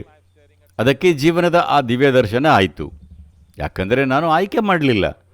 ನನ್ನ ಮುಂದೆ ಏನಿತ್ತೋ ಅದನ್ನೇ ದಿಟ್ಟಿಸಿದೆ. ಇರುವೇನೋ, ಕಲ್ಲೋ, ಹುಲ್ಲೋ, ಕಾವೇರಿ ನದಿನೋ, ಗಂಗೆ ಅಲ್ಲ ಕಾವೇರಿ, ಸುಮ್ಮನೆ ದಿಟ್ಟಿಸಿದೆ. ಅದು ನನ್ನನ್ನು ಸ್ವರ್ಗಕ್ಕೆ ಕರೆದೊಯ್ಯುತ್ತೆ ಅಂತಲ್ಲ. ಸ್ವರ್ಗಕ್ಕೆ ಹೋಗ್ತೀವಿ ಅಂತ ಅಂದುಕೊಂಡು ಇಲ್ಲಿಗೆ ಬರೋರು ತಪ್ಪಾದ ಜಾಗಕ್ಕೆ ಬರ್ತಿದ್ದಾರೆ. ಆದರೆ ಸದ್ಗುರು, ಇಲ್ಲಿ ಮೋಕ್ಷಕ್ಕೆ ಅಂತಲೇ ಒಂದು ಲಿಂಗ ಇದೆ. ನೀವು ಅದರ ಹತ್ತಿರ ಇದ್ದು ಸಾಧನ ಮಾಡಬೇಕು. ನಾವು ಒಂದು ದೇವಸ್ಥಾನಕ್ಕೆ ಹೋಗಿದ್ವಿ. ಏನೋ ಹೆಸರಿದೆ, ಶಿವನ ಆತ್ಮ ಅನ್ನೋ ಥರ ಏನೋ. ನೀವದ್ರ ಜೊತೆ ಒಂದಾದ್ರೆ, ಈಗ ನಾನಲ್ಲಿ 6 ತಿಂಗಳು ಕೂತ್ರೆ. ಇದು ಹೇಗಂದ್ರೆ, ನೀವು ಟಿವಿ ಆನ್ ಮಾಡಿ ಏನು ಕೊಂಡ್ಕೋಬೇಕು ಅಂತ ಗೊತ್ತಿಲ್ಲದೆ ಅವರು ತೋರಿಸ್ತಿರೋ ಎಲ್ಲ ಬಟ್ಟೆನೂ ಕೊಂಡ್ಕೊಂಡ ಹಾಗೆ. ಯಾಕಂದ್ರೆ ಇದನ್ನು ಕೊಂಡ್ಕೊಳ್ಳೇಬೇಕು ಅಂದ್ರು. ಇದು ಹಾಗೇನೆ. ಸರಿ, ಅಂದ್ರೆ ವಾರಣಾಸಿ ಟಿವಿ ಇಲ್ಲ, ನೋಡಿ, ಎಲ್ಲದರಲ್ಲೂ ಸಾಮಾಜಿಕ ಅಂಶಗಳಿರುತ್ತವೆ, ಎಲ್ಲದರಲ್ಲೂ ಹೊಟ್ಟೆಪಾಡಿನ ಅಂಶನೂ ಇರುತ್ತೆ.